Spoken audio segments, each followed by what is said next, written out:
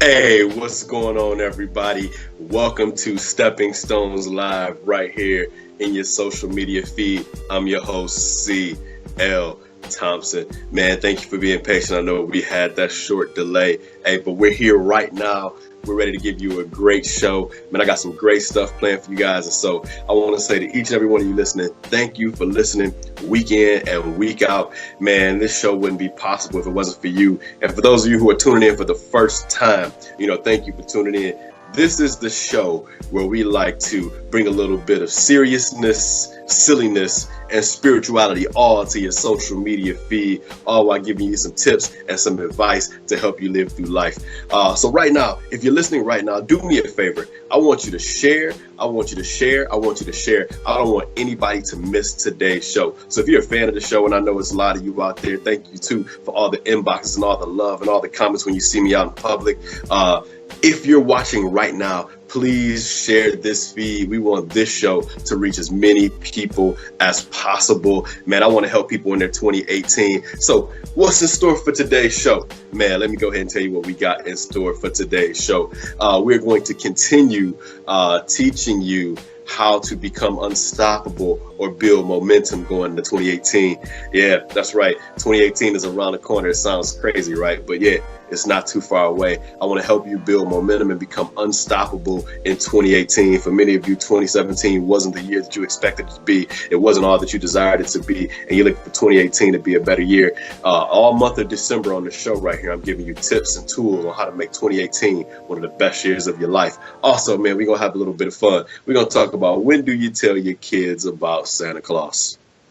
Hey, some of you might be watching with your kids right now, so I'm not going to go too much into that. But, when do you tell your kids about Santa Claus? We want to talk about it. Tell us the stories about when you found out about Santa Claus.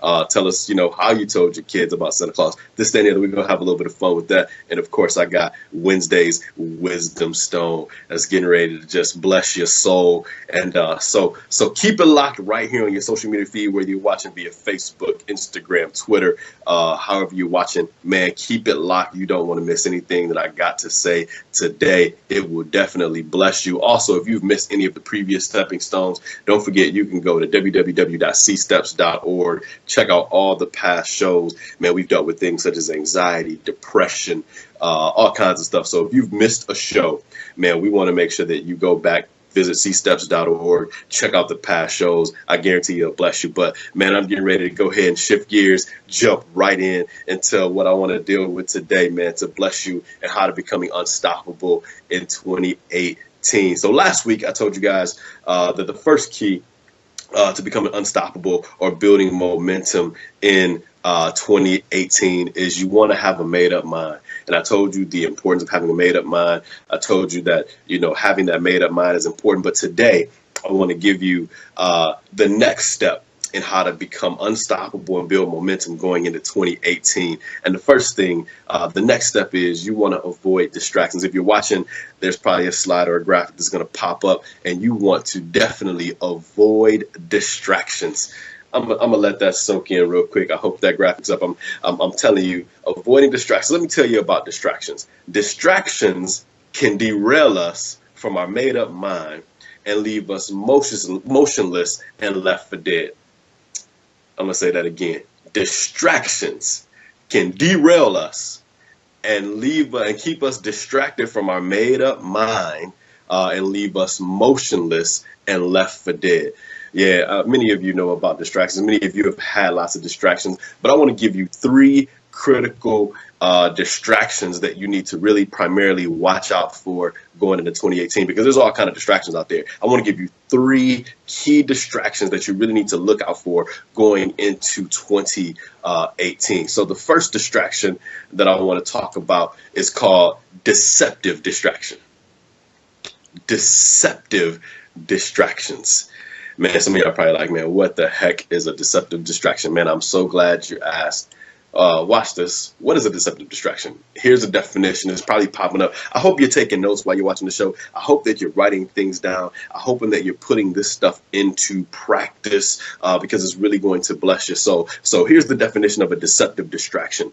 A deceptive distraction is a distraction that isn't often recognized, but creeps in and derails your thought process without notice. Most deceptive distractions are internal and brought on by oneself. Man, if I had time, I would repeat that and go into it again. But again, read that, write it down. If you want some of these notes, please feel free to inbox us here at Conquering Steps, man. I will send you these notes, but I want to keep it pushing because we got a lot of stuff to talk about. So let me give you a couple of examples of deceptive distractions.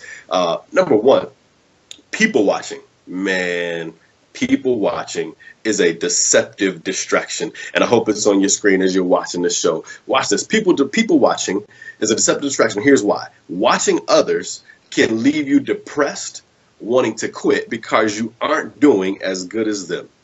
This is why you sometimes have to limit your social media activity. Man, let me just pause right there and just explain this a little bit. Man, sometimes we often live our lives looking at what everybody else is doing. We're looking at our friends' marriage and we're like, man, my marriage isn't that. Sometimes we're looking at what other people got in the bank and we're like, man, I don't got that in the bank. Or we're looking at other people's ministry and we're like, man, I'm not as good as them. Or we hop on social media and we see everybody.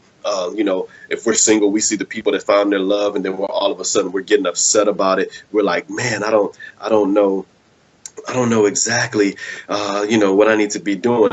And because we're focused on other people, we get distracted from our very own purpose, or we think that what we're doing is wrong, or we compare and contrast. And you don't never want to compare and contrast yourself to anybody else. You have to be in the moment and live the purpose that you have to live. So watch out, because people watching is a deceptive distraction. Don't watch other people. It can deceptively derail you from what you're called to do. So moving into 2018, limit your people watching. Limit your people watching. The second thing that I want to talk about when it comes to deceptive distractions is pain. Man, pain is a deceptive distraction because it can make us feel like because it hurts, it can't be good for me. Let me just say real quick that understand that pain hurts.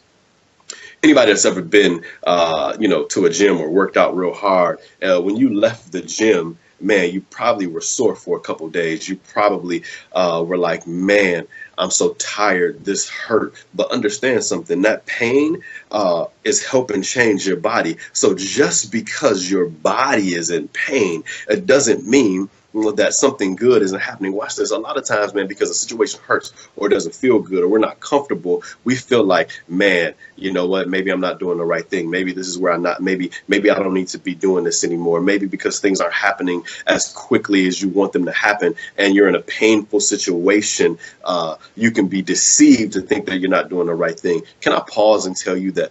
And this is kind of a little tidbit of what the Wisdom Stone is about. There's something about having a divine hesitation and standing through the pain that can make a difference. That's all I'm gonna say about that.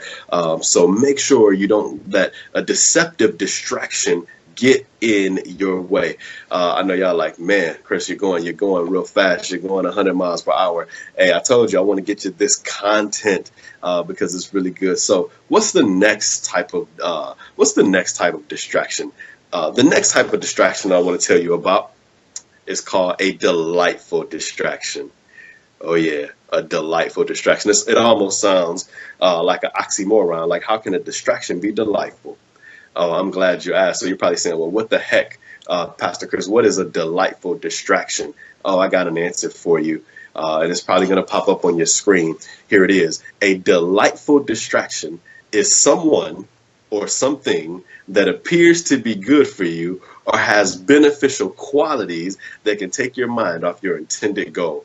I have to pause and read that one more time for you. I hope you're writing this down. A delightful distraction is someone or something that appears to be good for you or has beneficial qualities that can take your mind off your intended goal. Let me give you some examples, because you're like, I hear that, but what give me some examples of a delightful distraction. Hey, I got kids. You probably have kids. Can I tell you that your kids can be a delightful distraction? Let me. I know somebody like, man, Pat, don't you talk about my kid. How's my kids a delightful distraction? Let pause, take a breath. Let me tell you how. So often, man, I remember, when I was pastoring the church, and I would be up and I would be doing my, devotional, and I would be doing my study, and I would be doing my sermon prep, and all of a sudden, here comes my daughter, and she come and, Daddy, you want to play? And of course, I'm like, man, babe, yeah, we can play. And so I pause because I'm so delighted to spend time with my daughter. I'm so delighted to hang out with her that I've kind of been, her distraction has distracted me from the purpose and the goal of what I was supposed to be doing. Can I tell you that your husband or your wife can be a delightful distraction? How many know that just because you're married doesn't mean your husband or wife can't distract you? They can take your focus off. They can be pulling you this way, pulling you that way, giving you a honey-do list. And because you're so distracted by the delight that they are in your life, sometimes you kind of miss out on your purpose. It doesn't mean that they're not good for you. They're just a distraction. So you have to identify. Sometimes your job, which is your way of income, can be a delightful distraction, because sometimes we can focus so much on making the money that we need to make to pay the bills that sometimes we leave our purpose or our destiny behind, because we're like, the boss is like, hey, can you put in a little bit of overtime? Hey, can you come in on this off day? Hey, will you do this? Will you do that? And now you've been distracted by something that brings delight to your life, but you've missed out on your purpose that you know that you have. So again, it's a delightful distraction. If you're in a good relationship with your boyfriend or girlfriend, somebody's been here before. Anybody know when you get that fresh new love and you're with your boyfriend or your girlfriend and you're head over heels and all y'all want to do is spend time with each other, going out to dinner and doing all these different other things and spending time, and you've forgotten about everything else that you're supposed to be doing in life by a delightful distraction. And the list can go on and on and on about delightful distractions. So be careful of, number one, deceptive distractions. Be careful, number two, of delightful distractions. But last but not least, number three, let me give you this third and last one. It is debilitating distractions. Debilitating distractions. Because yes, deceptive distractions, while they're subtle, they're not debilitating all the time. Yes, delightful distractions, while they feel good, you can identify them, but debilitating distractions are often the distractions that can take you really out of the game and off your purpose moving into 2018. So here it is again. What is a debilitating distraction? Man, thank you for all you listen. I'm glad that you asked that question. Let me tell you what a debilitating distraction is. The definition is probably popping up on your screen right now. A debilitating distraction is a bad habit or behavior that feels good, but ultimately leaves you low and broken. Man, let me say that one more time. A debilitating distraction is a bad habit or behavior that feels good, but ultimately leaves you low and broken. So what are some debilitating distractions? Man, drugs.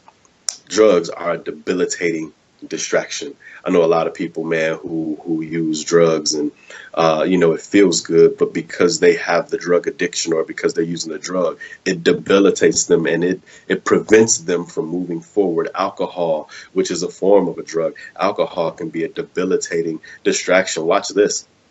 Sweets, if you're trying to lose weight and you're trying to get your body right for 2018, men or women, man, sweets can be a debilitating distraction, because watch this.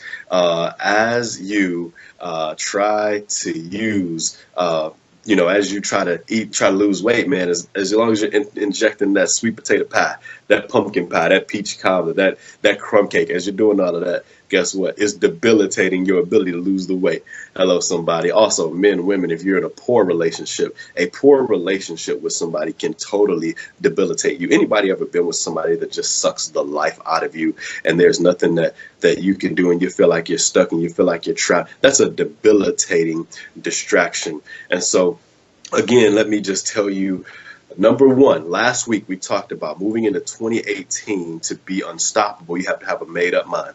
This week, you have to avoid distractions. What type of distractions do you need to avoid? You need to avoid deceptive distractions. You need to avoid delightful distractions. And last but not least, you need to avoid debilitating distractions, man. So I hope that blessed somebody. I hope that helped somebody. I hope that somebody watching, listening, or somebody who may watch the replay of this, that really blesses you and helps you.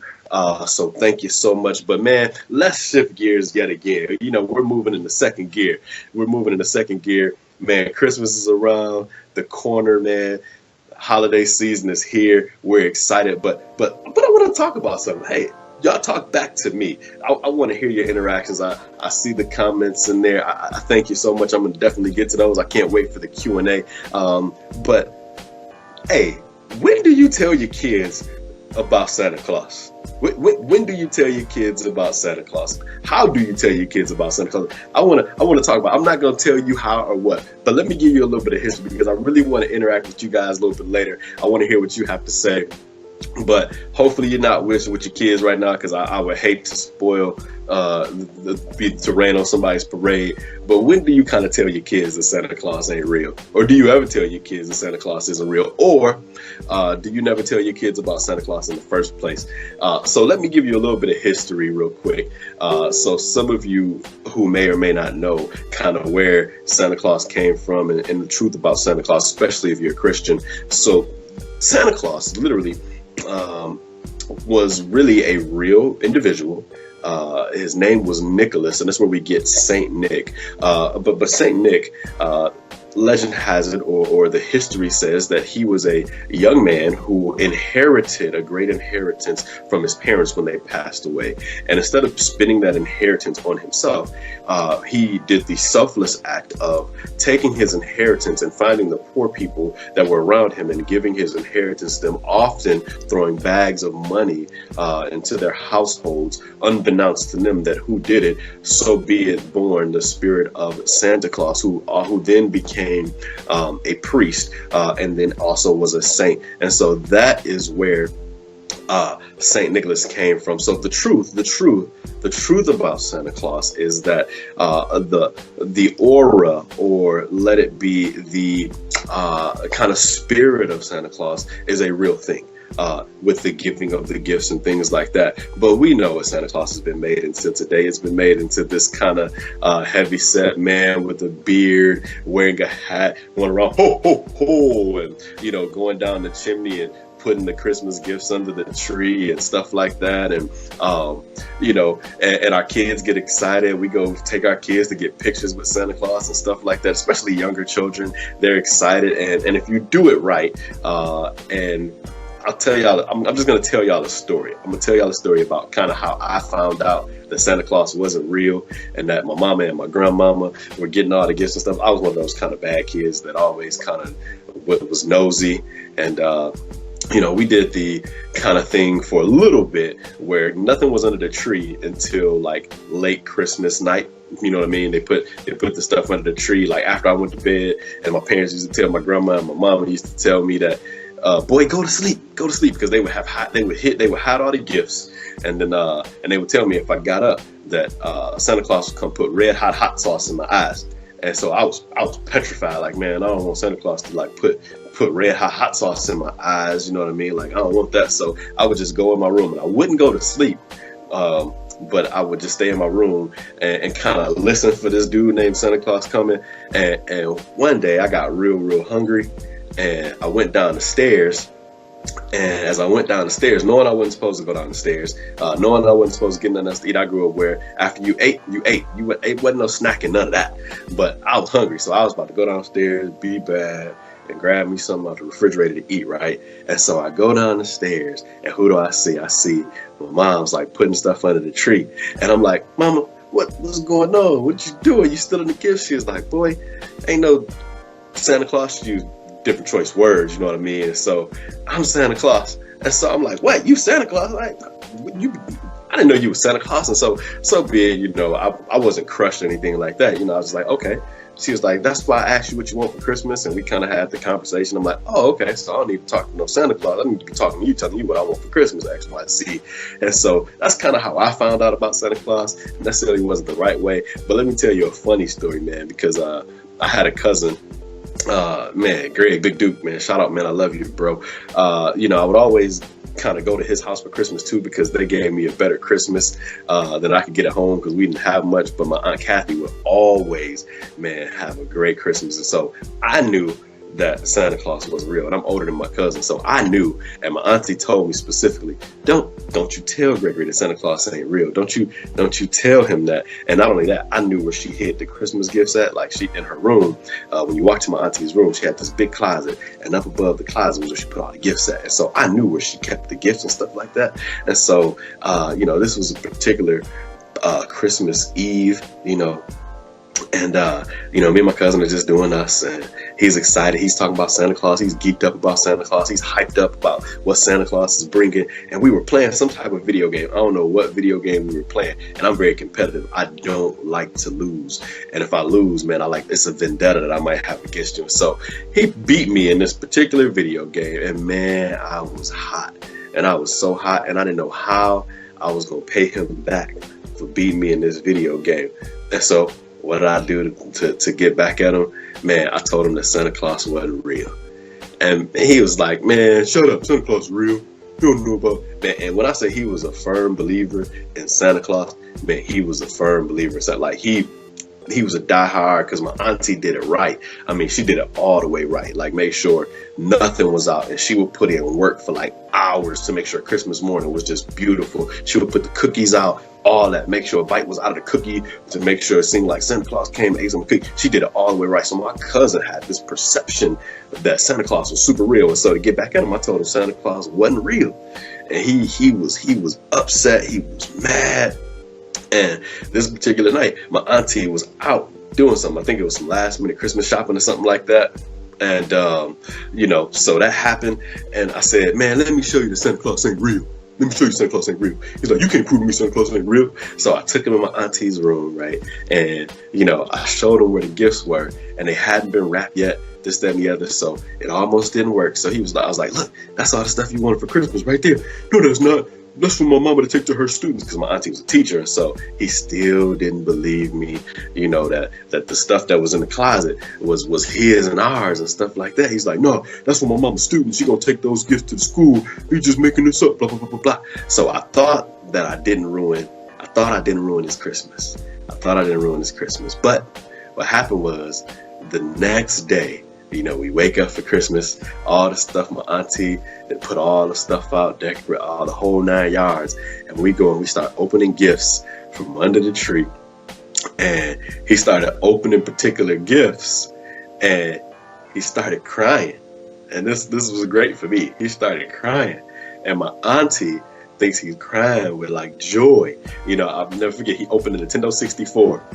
And he started crying, and my auntie is like, oh, Santa Claus got you what you wanted. That's why is he crying. He was like, I'm not crying because of that. I'm crying because Santa Claus ain't real. And he is like boo-hooing, because it made sense to him that the stuff that we see in her closet, was the stuff that was under the tree. And he just boo-hooed because Santa Claus wasn't real. And my auntie was so mad at me. She was like, I told you not to tell him that Santa Claus wasn't real. I was going to tell him one day. But I didn't care, man. I got great joy. That's what he get for beating me in that video game. But hey, I want to hear from you guys, man. Tell me about when you first found out about Santa Claus, or how you told your kids about Santa Claus. We just want to have some fun with that and what to do. But, we got to go to commercial break here pretty soon. But make sure you keep it locked right here on your social media feed. If you haven't shared, if you haven't commented, if you haven't posted yet, man, make sure you do that. Enters you in to have an opportunity to win a Visa gift card from us here at Conquering Steps. Also, man, we're going to start giving away different prizes. We're going to start giving away some free counseling. We're going to start. So make sure you tell your friends, your family to tune in and watch. And we got some great stuff. But I just want to let you know, this week's Wisdom Stone, man, God has truly, truly, truly given me a word that I think a lot of us need to hear moving into 2018. So make sure if you got some people that haven't tuned in yet, make sure they tune in a little bit after the top of the hour, because we're going to go into the Wednesdays of Wisdom Stone, and man, is it going to bless you. Also, you'll see a replay of last week's Wisdom Stone, and then of course we're going to open it up to you guys, the people who make this show possible, the fans and friends of the show, because I really want to hear your Christmas stories and how you found out, or if you've told your children about Santa Claus. So thank you so much for tuning in. Keep it locked right here. We're going to take a quick commercial break. We'll be back with Wednesday's Wisdom Stone and opening up the opportunity for me to interact with you, to answer your questions. Man, love you. Keep it locked. We'll be back right after this short commercial break. We would also like to take this time to acknowledge the brand that makes this all possible, Csteps, in which C.L. Thompson is the founder and CEO of. Everyone deserves the chance to walk into a better future. Conquering Steps can make this possible for you because of the help of others. Conquering Steps life coaches offer an array of different type of coaching services.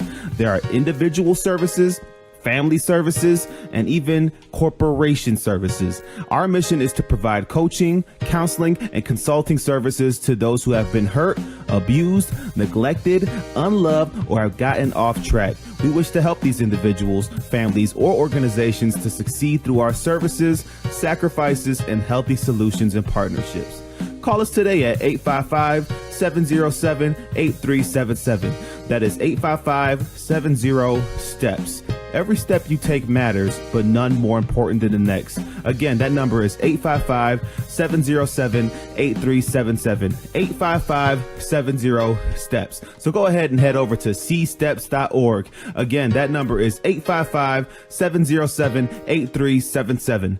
855-70-STEPS. I think about when Jesus fed the 5,000, not counting the women and children, and he took the little boy's lunch, and the scripture says that he broke it, then he blessed it. Oh, you just missed your shouting moment right there. Can I tell you that sometimes God has to break you so he can bless you? Sometimes you have to be broken to be blessed. And I started thinking in my mind about some things that happen and the benefits of being broken. And I thought about when the woman came and she broke the alabaster box over Jesus' feet and the aroma filled the room. Can I tell you that if it had not been for the breaking, there would be no aroma?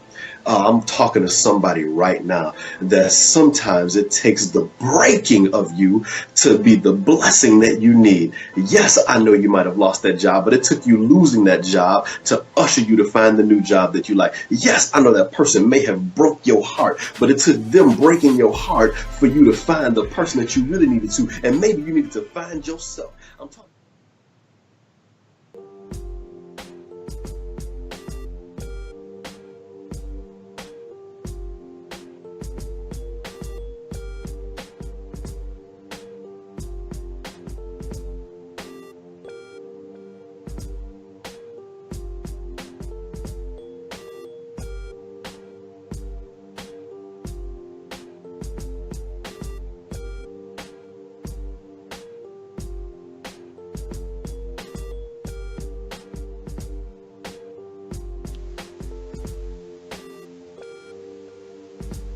Hey, what's going on, everybody? Welcome back to Stepping Stones Live right here on your social media feed. I'm your host, C.L. Thompson, man.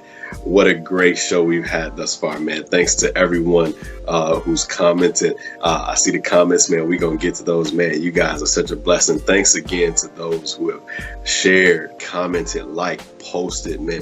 This is the time where, hey, take the opportunity again. I want you to just really, again, share, comment, post. If you know somebody who is really dealing with something and is really struggling, they need a word from God, this is the time. This is what you all have said is your favorite part of the show. And I love it. I love you can't ask a preacher to preach, man. You can't tell me you love a preacher's preaching and and tell me you want more of, because we definitely can get you more of God's word. And I'm so thankful for all of you who love the Wisdom Stones. And I'll let you know, one of the things that we're doing next year with the Wisdom Stones is we're going to do a compilation kind of CD of the best of Wednesday's Wisdom Stones, and that'll be available at some point next year. Once we get enough of these, we're going to make a compilation of those. It will be available for you to get as a gift for yourself, man, because these Wisdom Stones have really been helping you. Hey, we want to give the gift of giving. So thank you so much. But I'm excited about this word today. I'm really excited about this word today. And I'm sure many of you have heard the saying, patience is a virtue. Man, anybody ever heard that patience is a virtue? Or have you ever heard that somebody say, just wait on the Lord? You just got to have patience. One thing I've learned One thing I've learned is that one of the things that people really struggle with is waiting on God. Really, really waiting on God. But can I tell you that it's so good to wait? And as you wait for God, there are some things that God can do for you as long as you just wait on Him. It was one of our wonderful presidents of these United States of America that said, and I paraphrase, that good things come to those who wait. It was my cousin Charles Riggins Jr. that said this, and I quote, "If good things come to those who wait, great things must come to those who procrastinate." A little joke in there, but I wanna really help you understand the benefits of waiting on God, or what I want to call divine hesitation. Divine hesitation. And I want you to, if you have your Bibles, I want you to turn your Bibles, and I'm gonna tie two scriptures into this thing just to really bring it all together for you. Two scriptures, but the foundation comes from the book of Psalm 40, verses 1 through 3. And I'm gonna bring my Bible out. I'm gonna read it. I want to read it for you guys so you guys can hear it firsthand. Psalm 40, 1 through 3, and I'm going to lift some things from this real quick just to bless you with this wisdom stone here. And understand, I'm expository. I'm an expository exegetical preacher. So really, these wisdom stones, I just throw kind of a homiletic stone to get it done within these 15 minutes. But hey, it is what it is. But watch this, Psalm 40, 1 through 3. And here's what it says. It says, I waited patiently for the Lord. I waited patiently for the Lord. I waited. Notice the purposeful inflection of what I said. I waited patiently for the Lord to help me. And 1 through 3, and here's what it says. It says, my cry. Watch this, verse 2. He lifted me out of the pit of despair, out of the mud and the miry clay. He set my feet on solid ground and steadied me as I walked along. He has given me a new song to sing, a hymn of praise to our God. Many will see what He has done and be amazed. They will put their trust in our Lord. Oh my goodness, OMG. That is so good. That is so good. That is so good, because many of us struggle with waiting. Many of us have a hard time waiting for God. And I know, because watch this, sometimes life happens. Because I got a question for somebody that's listening right now. What do you do when you're in the middle of already and not yet? What do you do when you're in the middle of God has brought you out, but He hasn't taken you in? What do you do when you're not who you used to be, but you're not who you want to be? Oh, I'm talking to somebody. What do you do when God is in the middle of blessing you and you stuck in the middle? Because oftentimes when we're stuck in the middle, we make the mistake of moving too fast and not waiting on God and trying to do some things that may not necessarily help us. And last but not least, like I said, I want to use two scriptures to kind of tie this thing together and throw a stone at this so you can get what I'm saying. If you remember in Exodus, when the children of Israel were being brought out of bondage. They were being brought out of bondage. Watch this, Hebraically, we know Exodus is Hebraic for exit or escape. And here it is, after everything that has happened, they've gotten out. Moses, with a stutter and a stick, has led them out of Egypt. He's taken into the promised land, and they're in the middle of out, but not in. Because they're on a journey to get somewhere, but they're not there quite yet. And all of a sudden, you can read it for yourself. Exodus 16:3. I learned something. And this is a sign of maturity. Watch this. Exodus 16:3 says this. It says that while they were waiting for the Lord, they began to complain and murmur because they hadn't reached the promised land yet. And here's what they said. They said, man, it was better for us off to be back in Egypt and die.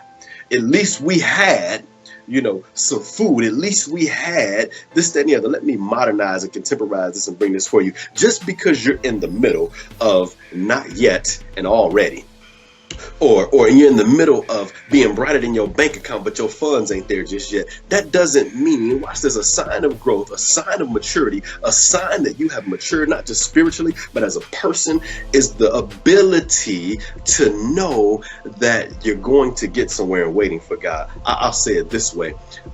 Don't make the mistake of letting your present pain cause you to go back to a past predicament.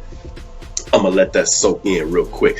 Don't let your present pain cause you to think about going back to your past predicament because you don't feel like waiting. Sometimes our present pain will make us do some things that we didn't do. Let me again bring this home. I worked as a CO. For those of you who don't know what a CO is, I was a correctional officer, and all the guys would talk about was the outs. While they were in, they talked about the outs. I can't wait to get out, man. When I get on the outs, this is what I'm gonna do. I'm gonna do this, I'm gonna do that, I'm gonna do this, and that and the other. And when they got out, about 2 to 3 weeks later, I see the same guys coming back in the intake. And I'm like, man, what happened? Man, Tom, when I got out there, Tom, things wasn't popping real fast. Things wasn't going the way I wanted them to go to. Things didn't happen the way I wanted them to. So they resulted in doing the thing that they used to do because their present situation caused them to go back to their past predicament. Can I tell you a sign of maturity is when you're able to identify that just because you're not where you want to be and while you're waiting on God, you're saying, I'm not going back to what I used to. It's so many women out there, single ladies. I know that so many single ladies have made the mistake of, yes, you're single and you're ready to mingle, but yet because things didn't happen, you didn't get your husband, you didn't get your mate, you've made the mistake of going back to a past situation, back to an abusive relationship, back to doing what you used to do. I know some criminals, like I just said, who because things aren't happening, they've made the decision because of their present pain to go to a past predicament and went back to doing what they used to do. I know some people who went back to a job they hated. I know some people who went back to doing stuff they didn't like because they didn't have the patience to wait on God. So what is it to wait on God? What are the benefits of waiting on God? I'm glad you asked. Let's go back to Psalm 41-3. There are 3 things that I want to point out about waiting on God and the benefits of having divine hesitation. Watch this. The first thing that the text tells me, I like to let the text speak. The first thing that when you wait on God, God will listen and he will lean in and he will listen. Oh, that's so good. It's so good. No matter what version you read, the scripture says that I waited for the Lord and he inclined his ear to me. Can I tell you that so many people right now are crying out to be heard, but when you wait on God, he will lean in and he will listen to what you have to say. If you stop moving and stop trying to do stuff, one of the things I can't stand is when I'm trying to give somebody advice and I'm trying to tell them and I'm listening to them. And I'm trying to listen to them, but they don't want to wait for me to even get the opportunity to listen to them. Can I tell you that when you wait on God, he will lean in and he will listen. That's number one. That's the first thing. But I love the second thing that God does when you wait patiently on him. Not only does he lean in and listen, but the second thing he does is once he's leaned in and listened, he will lift. Oh, glory to God. That's somebody's word right there. After he's leaned in and listened to you, he will start to lift you out of whatever you're in. I don't care what kind of depression you're in. If you wait on God, he can lift you out. I don't care what kind of brokenness you're in. God will lean in, listen, and he will lift you out of that. I don't know how bad it is for somebody right now, but as you're waiting for God, he's in the process of lifting you up. Oh, and last but not least, because I can't spend too much time because I want to really get to you guys and interact with you guys. The third thing that the text shows me is not only does he lean in and listen, not only does he lift, the third thing says that he will label you blessed. Oh, whew. Not only does he lean in and listen, not only does he lift, but the third L is that he will label you as blessed. Watch this. Verse 3 says that as he lifts you out and steadies you and gets you where you need to be, everybody will see that you are blessed and call you, and they will be amazed at his glory. Can I tell you that when you wait on God, he will label you blessed because you waited for him and you waited for him and he did what he had to do while you were doing what you had to do. Understand, don't hear what I'm not saying. Waiting doesn't mean do nothing. But waiting does mean trust. Waiting is not being weak, but waiting is actually the strength that restrains the strength. Oh, and can I tell you this as we get ready to go and I get ready to open it up to you guys and interact with you guys? One thing I know, thank you, Tripoli, waiting will change the way you live. Waiting will change the way you live, especially when you're waiting on something special. Let me break this down. Let me give you this. I was at a concert and I heard Tripoli articulate this so well. He says one of the hardest things to do is wait. He said, especially kids hate waiting. And he said, one of the things that I learned to do with my kids, to get my kids to do anything, he was like, is that if I tell them what they're going to get if they just wait, they'll do anything. Like my kids will say, hey, can we have ice cream? Can we have this? Can we have that? Can we do this, that, and the other? And he says, yeah, later. But you got to be good in order to get it. Do you know he said my kids, because they're waiting on something good, they change their behavior. Can I tell you that if you're waiting for the right thing, you'll live different? If you're waiting for the right thing, you'll live your life different. Can I tell you that, man, I'm waiting for the return of Jesus and I'm waiting to go to heaven. And because I'm waiting on the right thing, I live differently because I know what I'm going to get. It's not that I can't have it. It's that I know it's coming. Somebody watching right now, I want to tell you that there's something that you have to look forward to, and you will live differently because you're waiting on it to come. And if you don't have Jesus, you're not waiting on anything. I can tell you that right now. You're just breathing in air, waiting to die. But because I know my Savior lives, because I know that there's a heaven, because I know what benefits are for me when I get there, I live differently. I always tell people like this: I don't live holy to get saved. I lived holy because I am saved. Totally different thing. I don't live holy to get saved because I'm already saved. I lived holy because I am saved. And because what he did for me, because he died on the cross, because he was buried, because he rose, is why I live differently, because I'm expecting something. So I wait in expectation of what he can do. So if that's you today and you have not given your life to Christ, please inbox us, please call us, please reach out to me. I want to tell you about this thing called eternal life. I want to tell you about this man named Jesus, not what you think he is, but who he really is. And it's simple. If you want to accept him, all you have to do is confess your life, confess to him your sins, give him your life, and he'll save you.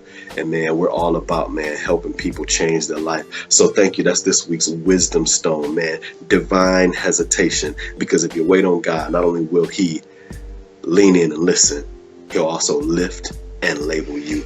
But man, thank you for that. Like I said, man, we getting to the final stretch of this show. I'm excited, man, to hear from you guys. Getting ready to take it to the mothership. I'm kind of glancing and seeing some of the things that are happening out there. Yo, John, man, what's going on? What's going on? Oh man, no split screen for John today. I can hear you though. I can hear you, man. Cause I'm watching. See, I know how this works. It is? Really? I can't see you, but it's all good. So, John, man, it is a split screen. Oh, it is. You're right. I was wrong. Hey, but man, any questions from the people? I see lots of comments, so I definitely want to address some of those and get to those, but I also like to get to the questions from the people that people inboxed us through the Conquering Steps inbox. So, anything from the people this week?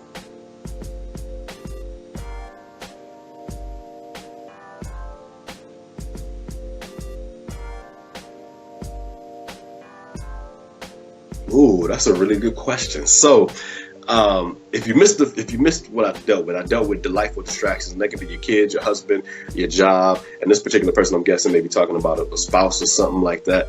Man, you have the conversation with them about boundaries. It's really that simple. If you're distracted by them, you kind of let them know in a loving way that, hey, I'm focused on something that's going to better me, which will better us. And so you got to set some boundaries. You got to prioritize your time, and you have that loving conversation, and you let them know in a loving way that, hey, sometimes you can be a bit of a distraction. Sometimes you can kind of throw me off. I literally have a couple that I counsel, and sometimes the wife, kind of distracts the husband from what he's trying to do. And I told him, you just got to have a loving conversation to make her aware that she's a distraction sometimes, and then you refocus. And so you let that person know in a loving way they kind of distract you. And that's about it. I don't want to harp on that too much because I know we probably got some more stuff to get to. Well, apparently no one could hear me at first, so that's great. But thank you. So I'll say it. The question was that somebody asked. They asked, how do you tell somebody close to you that they're a distraction? And so that was the question. So hopefully they can hear you now, John. So here we go. All right. There was a couple other questions in the Stepping Stones inbox, but yeah, there were questions that you kind of already answered, but there was a specific comment. Let me go back to it. That a regular listener left. Okay. And I'm about to get to it real quick. So give me a quick second because it's not loading. But yeah, a couple other questions you asked. Like one of them was basically like, how do you tell your kids Santa isn't real? And you already answered that, so it's like there was no real purpose in answering that. Another one was how do I get back on track from distractions? but you already kind of answered that too. Well, basically the comment that I saw, because it's not pulling up, or maybe let me try it over here. Okay. And while you're looking for that, I'll just address those two things real quick. When it comes to telling your kids about Santa, it's up to you. It's no right or wrong way to really tell them. I seen Prophecy's comment where she said you tell them little crumb snatchers up front, and there was a comedian who did a bit on that. Like, I'm not about to tell my kids no. Hey, that's the comment I was talking about. That's the comment that really Really? Yeah. So yeah, that's the comment I was talking about. So hey, it's cool while they're young, but eventually you be like, hey, because eventually you ask your kids what you want for Christmas. Eventually your kids, if they smart, they're gonna ask, well, why you ask me what I want for Christmas? Don't Santa Claus already know what I want for Christmas? So I just removed the idea altogether. There won't even be a Santa. Yeah, but if you haven't, you just tell your kids, hey, you can tell them the truth about Santa Claus, about where Saint Nick, the story of Saint Nicholas. Tell them the truth about Santa, and then also once you tell them the truth, you tell them, hey, this is what I'm doing for you. And so that's the way to go about that. And then when it comes to if you're distracted, getting refocused is the key. If you've been distracted and you're distracted and you get refocused, it's almost kind of like you do a reset. If you've had a lot of distractions, the first thing that you want to do is you want to identify what's distracted you, whether it be a deceptive, delightful, or debilitating distraction. Once you identify the things that have distracted you, the next thing that you do is you refocus, and you don't allow those same things to continue to distract you. So whatever is distracting you, you identify it, you push it to the side, and you say, let me refocus. So that's no longer a distraction, because shame on you if you allow the same thing to continue to get in your way. That's not a sign of maturity. If the same thing keeps getting in your way, there's some growing up you need to do. If the same thing continues to kind of pull you down, then there's some work on your end, because it's not the thing, it's you.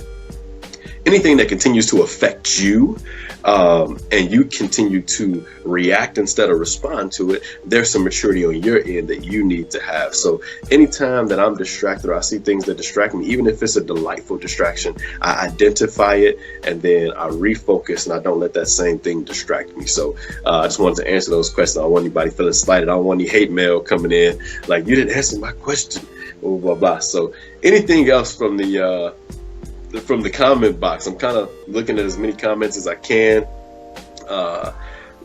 Sometimes the kids just figure it out, so that's important. So we're thankful. Shout out to Carol Bricko, who's listening. Thank you for tuning in. And just so you know, shout out to our winner of the Visa gift card for the month of November, Liz Dabbs, who's commenting and on the show. That gift card is on the way. And so thank you so much for listening. Anything I'm missing, because I can only see a limited amount of comments. I can't see them all. John, you're the producer. If not, man, I got a lot of good stuff to tell people about going into next week and next year here at Csteps. So what do we got? Well, I got a couple points. One of them, this comment literally just came in. So forgive me, I'm trying to read it. But it says, my husband is on this kick about giving gifts at Christmas. He says it's not biblical, like just giving gifts, period. What are your thoughts on that? I told him he's just being Scrooge McDuck, is what she said. Yeah. So biblically, Christmas is really about giving. And here's how, and it's not necessarily, if you look at systematic theology, or if you take the Bible very literal, but however, the essence of Christmas in and of itself, we're celebrating the birth of Christ. Christ was a gift to the world that God gave us. Scripture says, for God so loved the world that he gave his only begotten son. So Jesus was a gift. He was the first Christmas gift ever, because in Christmas really stands for Christ in the masses. And because he was the gift that keeps on giving, we celebrate his birthday, not saying that he was born December 20th. We just celebrate the birth of Christ this time, and we celebrate by doing what the first thing was, which was giving, because God gave to us. And so we celebrate the fact that we also get to give back to our children, because God is our Father and he gave to us. And so we give back to our children and to our loved ones, because the essence of Christmas is all about giving. And so yes, Christmas is about giving. And even if you look at the Christmas narrative, man, the wise men, they came and they gave And so it was all about giving during the birth of the Savior. And we know that the Savior continues to give and give and give. And so giving is not just a Christmas thing. It's an everyday thing, an everyday way of life for all of us, man, as believers. Awesome. Sorry, I was reading other comments.